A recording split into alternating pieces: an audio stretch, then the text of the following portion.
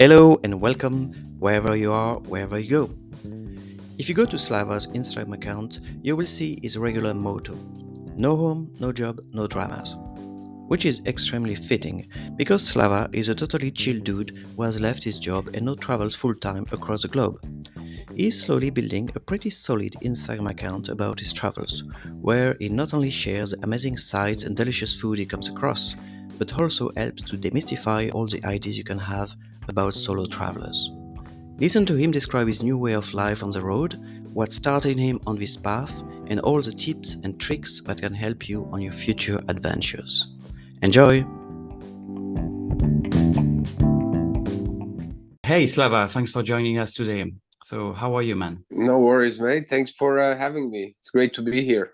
So, the best way I can describe you is as a professional traveler, right? And as such, I can imagine how valuable your time is. And to start with, maybe you can say some words to introduce yourself. Yeah. Well, I mean, first of all, I wouldn't necessarily say that I'm a professional traveler. I don't really know what that means. I am a traveler. I am basically, I've been on the road for the last 2 years. Kind of fell into it during the pandemic. I got locked out from the country that I was living in. I couldn't come back there. And I decided to, what the heck, why not make my dream come true? You know, like I always been thinking about traveling around and like a long term, doing like a long term nomading thing, and that was just a great opportunity, and that's what I've been doing for the last 2 years. It was mainly focused in Europe. That's where we met. I'm just getting started. Yeah, we met in Alicante in Spain like more than 6 months ago. It was during a couchsurfing hangout. Since then, I followed your travels through Instagram stories and pictures and videos with great interest. Well, thank you for following. This is something that I've been putting a lot of focus on because I realize that I do see a lot of cool stuff. I have some cool experiences, and I want to share it around and share my knowledge that I actually collect while I go, because so many people actually ask me a lot of questions. It seems like a lot of people do want to travel, so it's great to be an inspiration to people, I guess. Yeah, I bet so, yeah. That's really good. Yeah. Okay, so 6 months later, can you tell me where you are now? Because I guess you have covered a lot of kilometers since then. Yeah, so this year I was actually in 17 or 18 countries. I think I might be getting one off. And yeah, it was again mostly in Europe. Right now, I am just I was taking a break from traveling for the past month, and I was staying with my family in Israel. And this is actually my last week. The break is almost over, and I'll be on my way next week, starting another chapter. Yeah, last time I checked, you were in Romania, right? Well, my Instagram and my socials are a bit lagging behind where I actually am, because I struggle to keep it up. I struggle to update it live, because most of the time when I travel, I try not to spend too much time on my phone. I mean, I take photos and I take videos, and even that kind of takes away from the experience of being present in the moment a lot of the times. So I try to have those experiences as much as I can raw first, and whenever I do get the time, actually process it and edit it and write the story, make it presentable. This takes a lot of work, something that I realized. When I was thinking about social media just when I started traveling, I thought, oh, well, this is going to be easy. I'm just going to put a few photos and, write a few things. Here I am, put a few stories, and I'm going to become uh, world known influencer. No worries. And, that's not the case. Oh, no, it's not. It is Yeah. a full-time job. Yeah. So it takes some time for me to actually catch up on my content. So Romania, just for the context, Romania was somewhere in the end of August. Yeah. So today we're almost in December. This is end of November, so it's about 3 months behind. That's how it goes. Yeah. Where's gonna be the next destination then? So after, I mean, the actual one or the one that's gonna follow on the socials, because I'm going Uh, like no, I'm where? trying to go in a chronological way of the storytelling. Okay, I'll discover what will be on Instagram later, but where are you going next in the near future after Israel? Yes, so I'm flying to Australia. This is going to take you more than Romania, right? Well, I don't actually have a plan.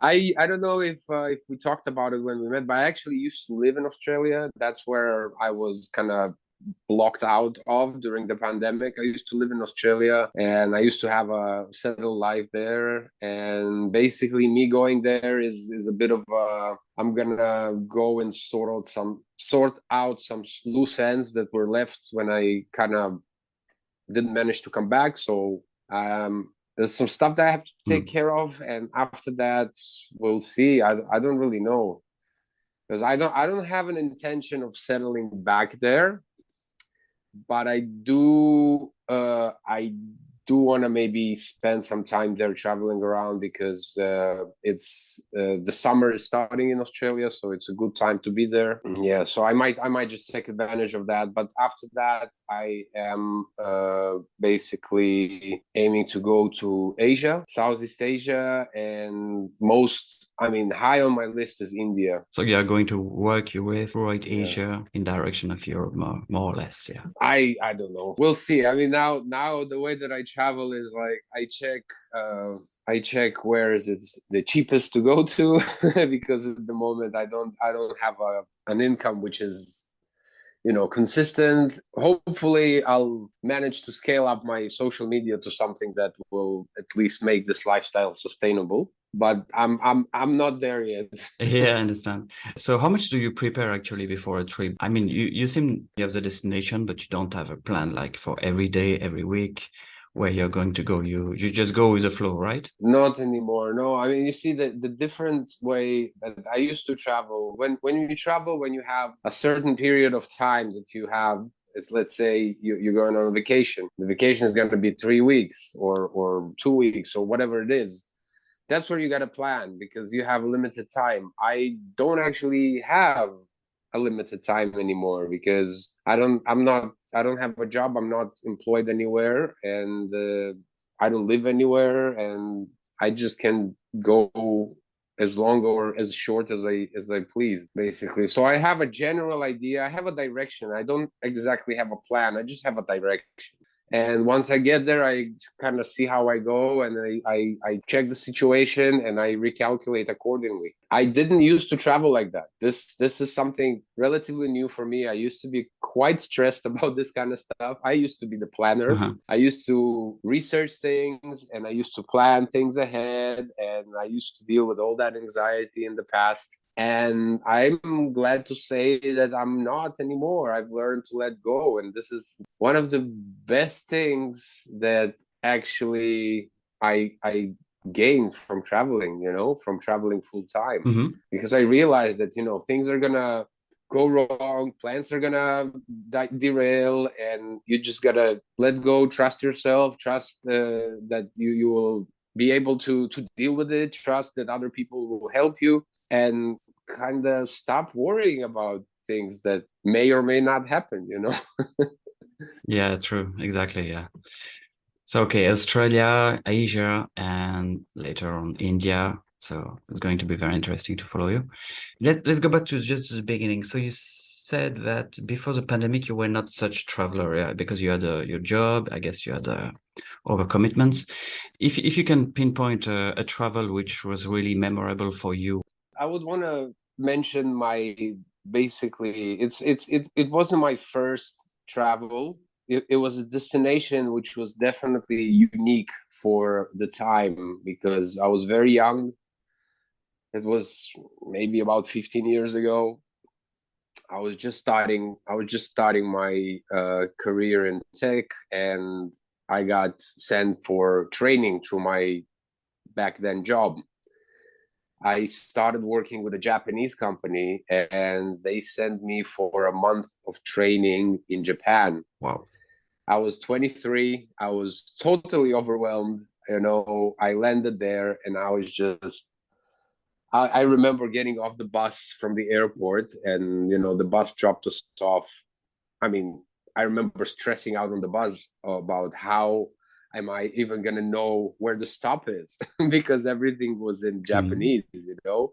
And I remember I was stressing out about it even before leaving, and I tried to write down the name of the station. So, you know, that was way before smartphones and all that kind of stuff. I actually tried to try and memorize that, because you know that was the level of preparedness that I was trying to do. I was trying to learn some words in Japanese, and I was trying to do like all this homework to go to this place. And I mean, nothing prepared me to the feeling that I got when I landed there. I literally felt like I landed on a different planet. It was so different from anything that I ever knew, and it was crazy. And I wasn't traveling by myself. It wasn't like a solo travel, and none of that. We traveled with several colleagues of mine, so it was quite a big group of us. But still, the difference of the culture and the difference of everything that was going on there, I was like, okay, this is really, really interesting, you know. And back then, I wouldn't say that then I was like, okay, I'm going to become a traveler and travel the world. No, that was still just the beginning. But that was the first time um, when I was when I met a new culture, totally different from mine, and I was very intrigued and I was very Yeah. interested.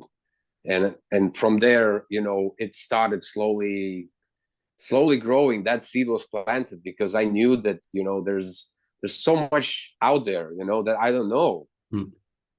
And the only way to find out is just to go and have a look for yourself and try and Mm. experience that, you know. So this travel was for work. That's how I started. Like my first travels was for work, and then actually when I started had another job which was much more about travel, that was probably the thing that accelerated my Okay. wanderlust bug, because a couple of years after I was working for another company which was basically 75% of it was travel.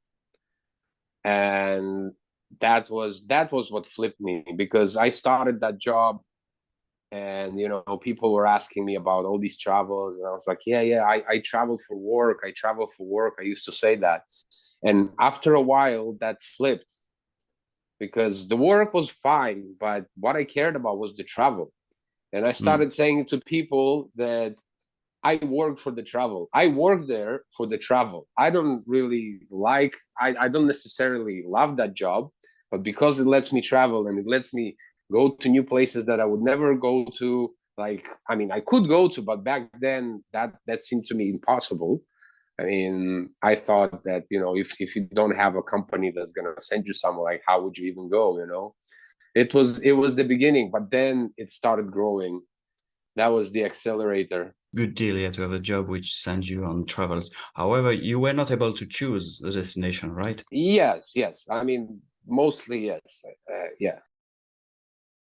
So, and since then, so when you choose a destination, what interests you first and foremost, like the history of the place, nature, landscapes, nightlife? Well, yeah. I mean, yes. The answer is yes.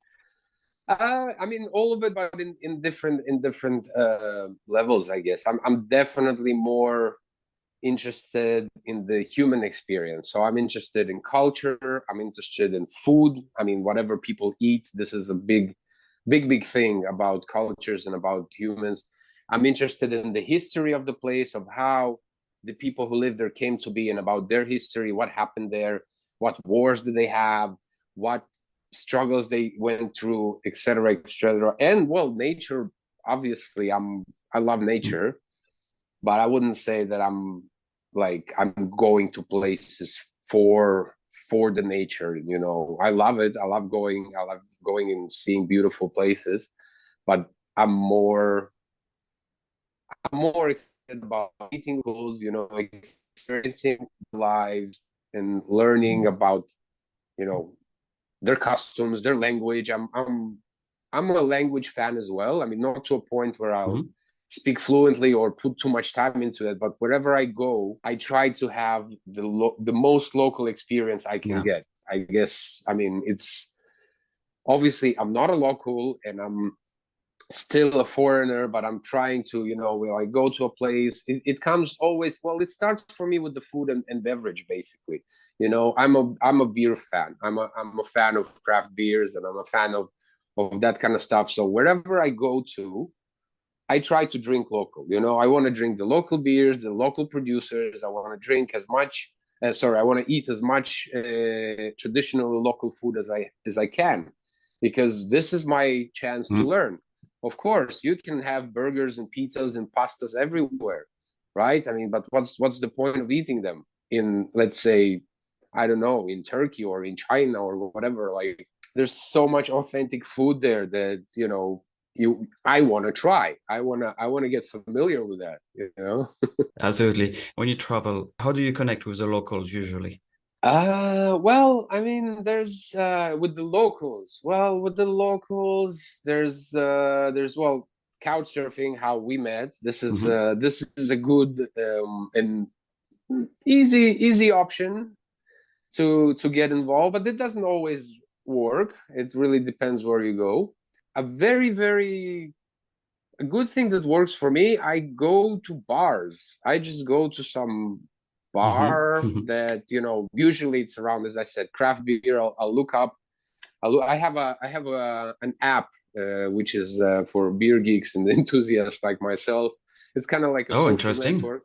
Yeah, it's kind of like a Okay. social network where you can basically check in your beers, so you remember which one you had and where did you have it, and you can rate it, and your friends can like it and say, "Oh, I had it too." So it's a bit of like an Instagram thing. It's just like a feed, but it's about beers.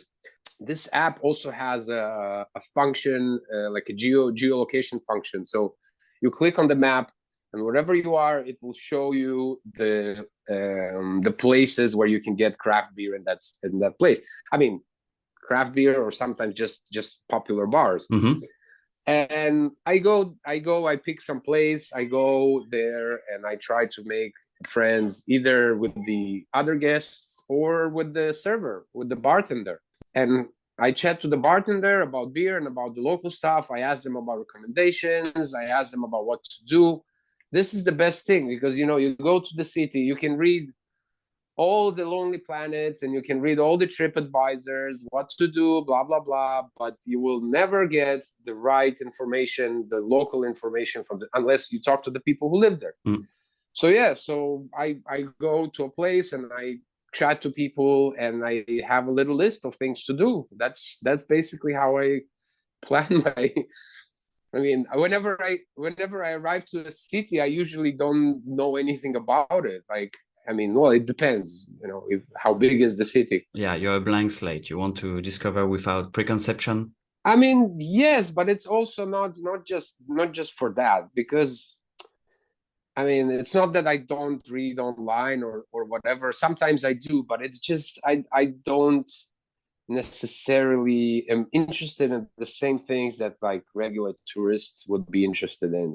I'm not so much on like museums or attractions that people go and queue up for hours to go and see some rocks, or I don't know, take a photo with, like, I don't really care. I mean, I'm not saying that I wouldn't do that. Sometimes I would do that, but I wouldn't go out of my way to be like, oh my God, I have to go and do it and queue up for this for 3 hours. Like, well, There's so many other yeah, ways to spend your times in when you travel and when you discover a new country and new cities. Yeah. And so you mentioned so couchsurfing, of course, which is okay, still very yeah. popular, even if a bit less now. I mentioned this. How was this beer app called? What's the name? It's called Untapped. Untapped. Okay. Is there other social networks, website, apps which are really essentials for you when you travel? Obviously, Google is man's best friend these days. Yeah. Everyone's best friend. Google has lots of things to help you out, from maps, and basically that's a very, very good tool, Google Maps, and essential. I use booking.com for searching Booking.com and Hostel World to search for accommodation.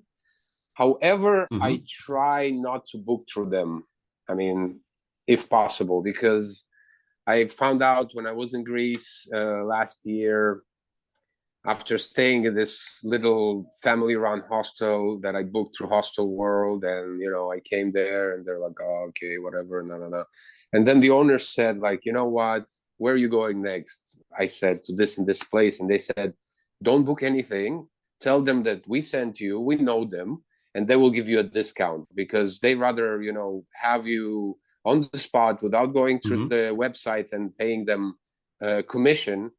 And it's not just the commission. Sometimes those websites actually hold the money for 1 or 2 months until the place actually gets that money. So it is not very good. Like, people don't really like using it. They just don't really have much of an option because those platforms are controlling the market. So what I do now is I look it up on those.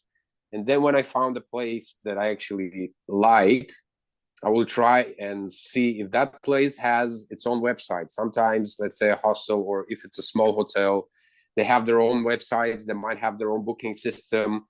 When you book through them, you will not only help them not paying the commission and getting their money faster, you could also get a cheaper price, because sometimes they would put a higher price on the booking site in order to compensate for the commission. So it's not much, but sometimes you can get 10-15% off. And as a budget traveler, every euro is important.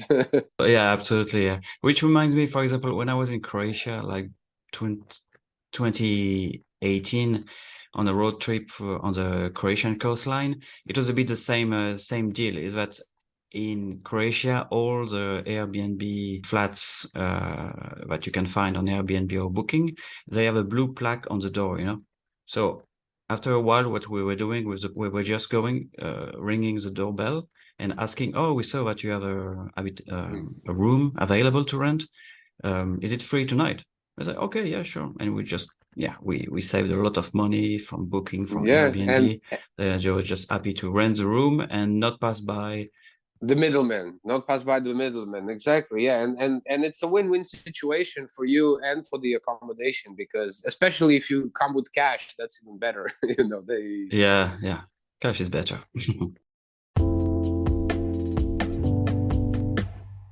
So when you travel, what items is always in your luggage? Do you have Yeah. something which saved your life like so many times? I'm not speaking of the mobile phone. No, not on the mobile phone. I think, look, I mean, I'm traveling light. I don't really carry too much with me. Except for my, basic clothes and everything. I think an essential for me, because I'm staying in hostels a lot, so I always have earplugs and an eye mask with me. Earplugs, eye mask. Oh yeah. And also another thing that I had, and actually it already happened to me several times. I keep forgetting it. I used to carry a little bit of camping rope with me, about 2 meters. And in order to, I mean, some hostels have privacy curtains and some don't. And it's a little thing that makes you feel a little bit more comfortable when you have at least the illusion of privacy when you're staying in the dorm. So this little rope, I would just tie it across the bed, and I put some clothes on top of it, and I'll put my towel and T-shirts, yeah, towels. t-shirt, and Yeah, sort of yeah. build this little fort around it, and it will give me like a little bit of a feeling. But the problem is that I always, not always, but already 3 times I forgot to take it off when I check out. And then the next hostel I arrived, I was like, "Where's my thing?" I was like, "Fuck, I forgot to take it." Yeah, I noticed as well, the Right? more things you bring with you in travels, the more you're going to forget on your way out, right? And it's true that you always lose something on the way. So the less you take with you, the less chance you have to Yeah, exactly. forget something on the way. Yeah. This is a good idea, this rope. And totally. I never thought about that. Yeah. A lot of people, they struggle with the hostels because of the fact that you got to share, and people snore and people, come back at night, turn on the light and blah blah blah. And of course it's very uncomfortable. And I used to suffer from that. The first time I stayed in the hostel, I remember that I didn't have earplugs and I didn't any of that. And I was sleeping under this guy who was, oh my God, he was like a chainsaw. It was horrible. Like I the first night I was like, what the fuck? How am I supposed to sleep here? Kept kicking him from the bottom bunk. So like he would shut the fuck up. And then the next day I met him and he was like the loveliest guy, and we became like we had like a good connection and went exploring together, and it was really, really cool. But then I got some earplugs, and that Yeah. was, now I can't even sleep without them. I mean, even if there's nobody's making noise, I just put them in because I'm used to it so much. And it's just the silence, and they can have a fucking party in the dorm. I don't care. Yeah, hostels can be tricky, and it's true that as we get older as well, we want sometimes more privacy, more quiet, and that's tricky. Yeah, but yeah, hostels can save your life as well sometimes. it's Yeah, it's like about it's about it's a subjective thing. It's about how you create a solution for yourself. I don't think it's especially necessarily about age. When we age, we become more particular about certain things. But if you do manage to find solution for those things, so for me, I don't know, I met many people who are maybe not twice as old as me, but older than me, 20, 25 years easily, that's still traveling uh in hostels. And they're lovely. I mean, I love meeting the oldies in hostels, and they mm, they always are very, very interesting conversation partners, much more than look. I mean, there is no doubt that hostels are mainly occupied by young travelers. Even though it's changing now, I found that a lot of people, middle-aged people, are starting to travel now, much more than before. But still, there's a lot of youngsters. And yeah, I mean, I'm open to everyone, but definitely I will have less interest in connecting with them than with somebody older than me that I can actually mm. learn something from in their life experience. I don't know if you have this sensation as well, but it looks like hostels prices are through the roof for the past couple of years. I don't know what's happening, but it's like it's become the quality is just the same, but the prices are just Price of what? Of hostels? inflating. Sorry? Of hostels? Sorry, I missed. Yeah, the price. I feel like the prices of hostel are going through the roof. Hostel was supposed to be cheap and helpful, and now the prices are getting absolutely Mm, crazy sometimes. Yeah. it's look. I mean, it's supply and demand, I guess. Eventually, so most of my travel this year, I had a budget for myself that, like 20 euro per night. I tried not to get over Mm-hmm. it.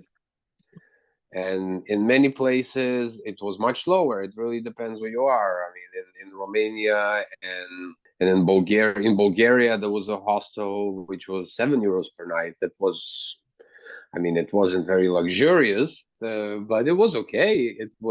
There was a bed. It was clean, and there was a shower, and it worked, and hot water. I mean, it really depends on your standards. I do notice that I do prefer. There's also now a lot of hostels which are trying. There's a new kind of Mm-hmm. model to that. So it's something between a hotel and a hostel. So it's kind of like those luxury or boutique hostels where you still have shared rooms, but the facilities are really high class. Yeah. So you have like in-suite bathroom and shower, and everything is really new and clean. And I've stayed in a few of these in Spain, actually. There was a really nice one in Malaga, and there was another one in Sevilla. And there's more and more of those hostels which are basically feeling like hotels. It might be a little bit more expensive and a little bit less It's social for a different kind of public, right? because Different kind of audience. Not backpackers like old school backpackers, but I think it's like I think it's more to make hostels Mm. accessible for people who are not old school backpackers. Exactly. Because old school backpackers, they don't care. They'll stay here or they'll stay out there, whatever's available, wherever they can have a bed and have a rest, it's fine. I mean, if you get a good price and you stay in a little fancier place, I'll take it. But if it's not that, clean or whatever, but the vibe is good, I would rather stay in a hostel which might not be the cleanest or the newest Mm. or the shiniest, but the people are nice and the vibe is good, rather than stay in a very like polished place where everybody just don't want to talk to anyone. This is what I found happens in the like a little bit the upscale hostels, where people who stay there, they're usually like, they just sit with their laptops and when the yeah, their earphones in. It's very sterile. There's no community really. Yeah, it does feel somewhat of sterile. Yeah, but I mean, I'm generalizing. Yeah, because even there you can try and sort of chat to people and make some friends, but this is not. It's not the vibe. It's not always the vibe. It's a lot of the digital Hmm. nomads and a lot of the kind of like people who sort of want their own space. So yeah, it's not super social. But again, I'm just generalizing. Not all of them are like that, but a lot of them are. Yeah. Yeah, yeah. Okay, Slava, we have 1 minute 30 left, so we are reaching the end of the interview. Just out, last question. What is a dream destination in 30 seconds? What is the country which you are saving for the right time? Yes. Well, for that, I was just want to say that I no longer put places on a pedestal, and I want to visit everywhere, and that I have many places where I'm curious about. I can't tell you about one place. I don't know. I don't have an answer for that. I'm sorry. Perfect. All Yeah. right. Yeah, you just you will find this place when you arrive there, right? I mean, every place. I mean, I'm not so much about dreaming anymore. I mean, if I want to do something, I Yeah. just go and do it. There's no point of just dreaming about it. If I'm not asleep, so I'm not dreaming, I'm doing it. Well said. All right, Slava. Thank you very much for your time and for your wisdom and your tricks. It was my pleasure, my friend.